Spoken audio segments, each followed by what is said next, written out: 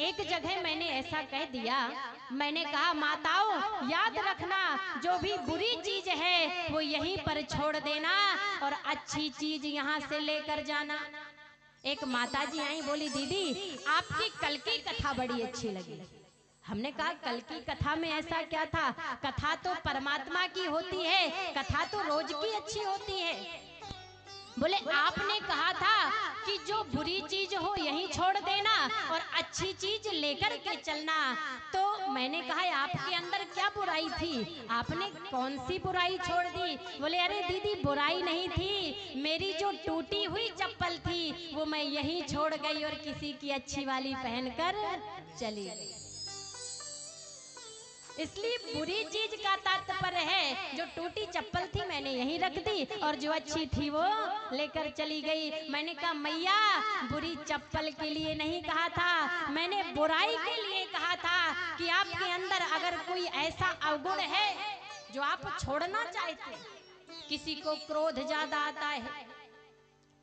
और किसी की सास बहू में नहीं बनती,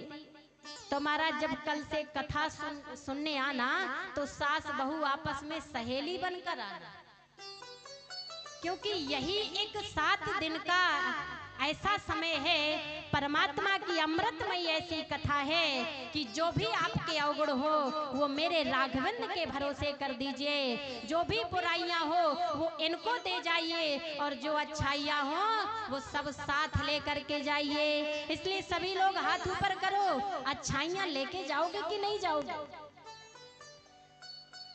मैं कथा इसलिए नहीं सुनाती हूँ कि मैंने आपको कथा सुनाने कथा सुनी और जैसे ही हमारा यहाँ से प्रस्थान हुआ आप मन में विचार करने लगी 7 दिन इतनी तालियां बजवाई, हाथों में दर्द हो। महाराज जब मैं कथा करती हूँ तो मैं कहती हूँ कि कथा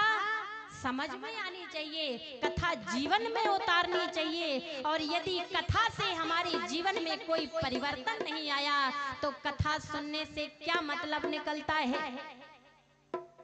आज कथा का प्रथम दिवस है, कथा के 6 दिन आपके पास हैं, आप आइए, आकर के कथा का आनंद उठाइए और जब भी यहाँ से आइए तो क्या कहते हुए आइए कि आते भी राम बोलो, कि आते भी राम बोलो, जाते